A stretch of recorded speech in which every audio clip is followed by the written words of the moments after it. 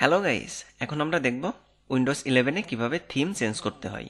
Theme change করতে গেলে আমাদের ডেস্কটপের উপর এসে রাইট বাটন প্রেস করতে হবে, শো মোর অপশনের ভিতর যেতে হবে, পার্সোনালাইজ ক্লিক করতে হবে।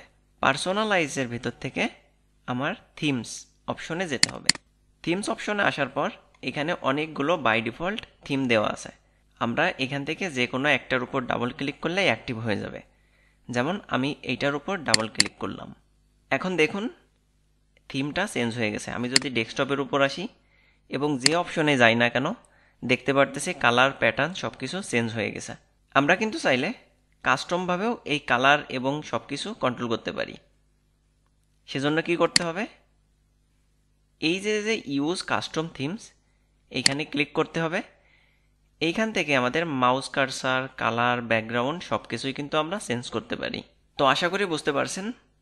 যদি কোনো কোয়েশ্চেন থাকে অবশ্যই কমেন্টস করবেন। Thank you so much.